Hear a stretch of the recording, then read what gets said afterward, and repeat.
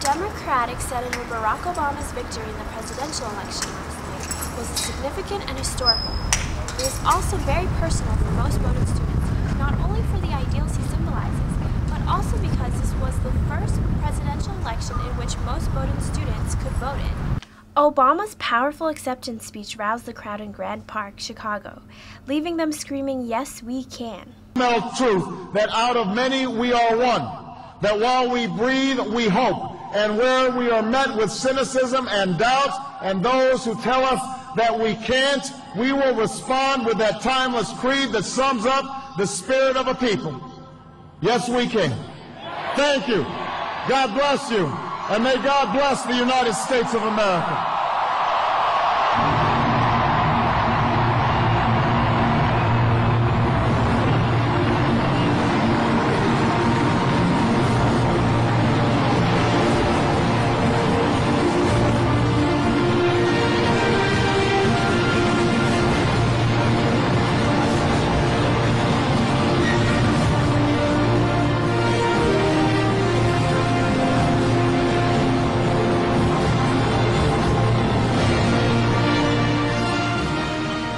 This enthusiasm transcended to the Bowdoin campus.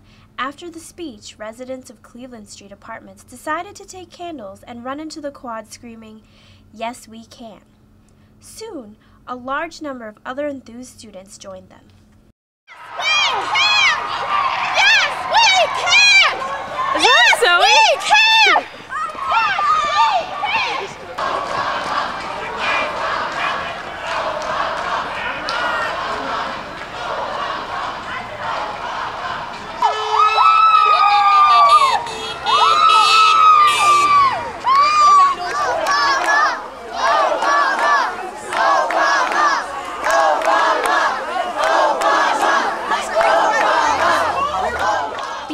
Spoke to some students about their enthusiasm and feelings towards Obama's victory. We're happy because we have our first president who is biracial, the black and white, so it went for everybody. This is a day in history.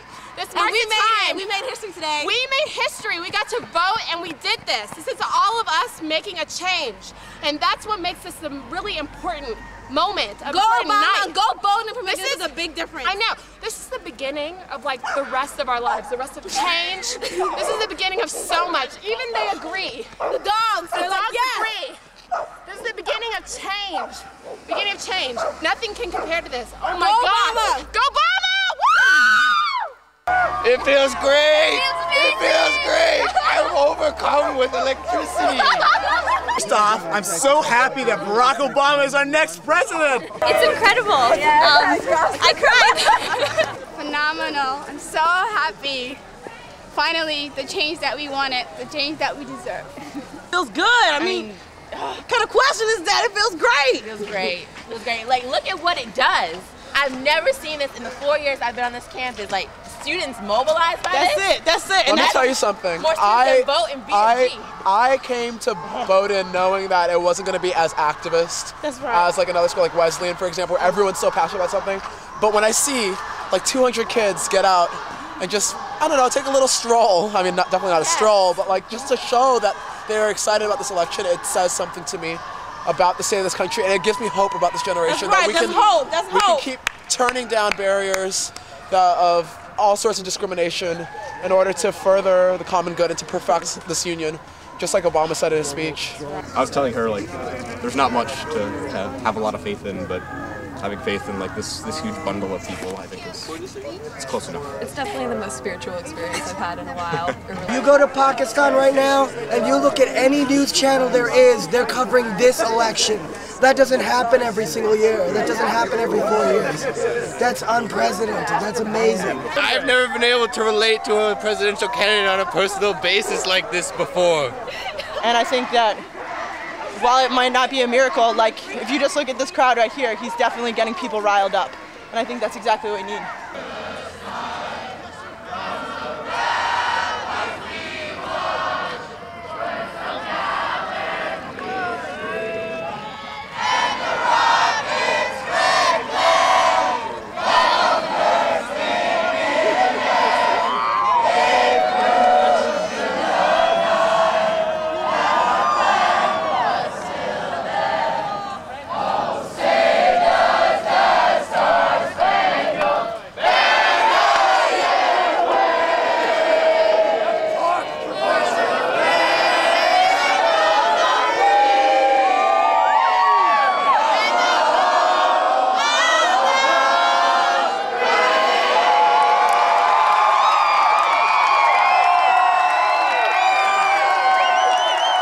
It's like the world is completely different now for me. I'm not even kidding. Like we've been looking forward to this for so long, but the fact of the matter is, a time when not only a black man, but a man who was born in this country, but who lived in other countries like Indonesia, a man who was raised by 2 Muslim fathers in his life, a man whose name is Barack Hussein Obama, not Andrew Jackson, not Thomas Jefferson, not Abraham Lincoln. It's a different type of candidate. It's a different type of time.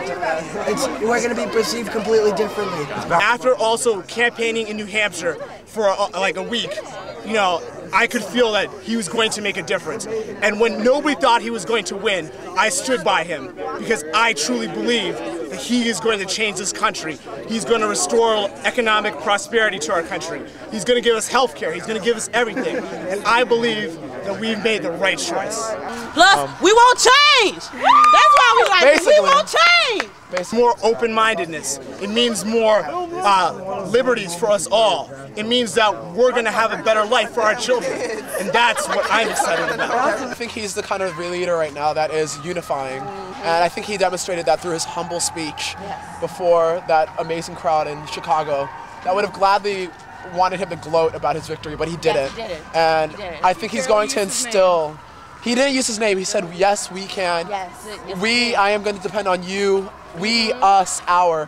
He used plural pronouns when he was talking about us. I'm getting to grammar, but you know, it's so foreign to me because you're so used to an administration that is so, I'm going to do this and I have a mandate when, no, it's not the fact. And that Obama doesn't have a mandate necessarily, but he realized that the reality of getting things done is going to require us to break down a lot of this partisanship, and I think that people are getting that sense from him. And he's setting off his presidency on a very good turn.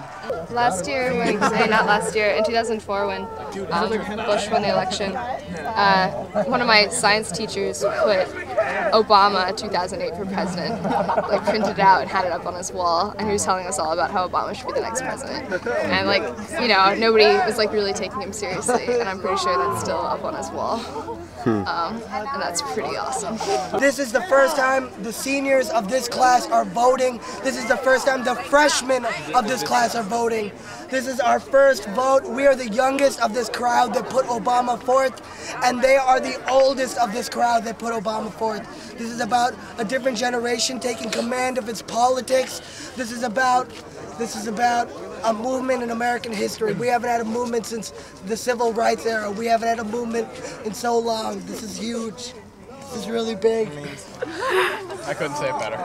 This like means so much. Like to be able, you know, having parents to tell you, you know, you can be anything you want to be, and then like, you know, that really doesn't mean anything to me. I've never seen anybody, you know, to actually fit that fact for me. But for me to be able to tell my kids like that's true. Like look at this man. Like this man made history.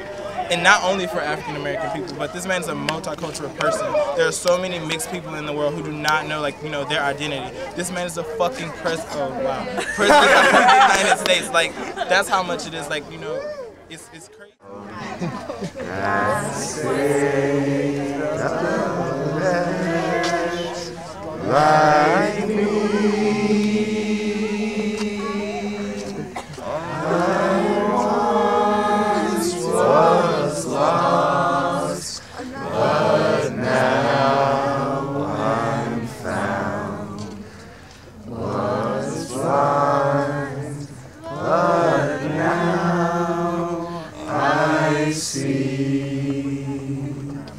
It was definitely a touching experience to see so many Bowdoin students gather expressing passion for our new leader and country.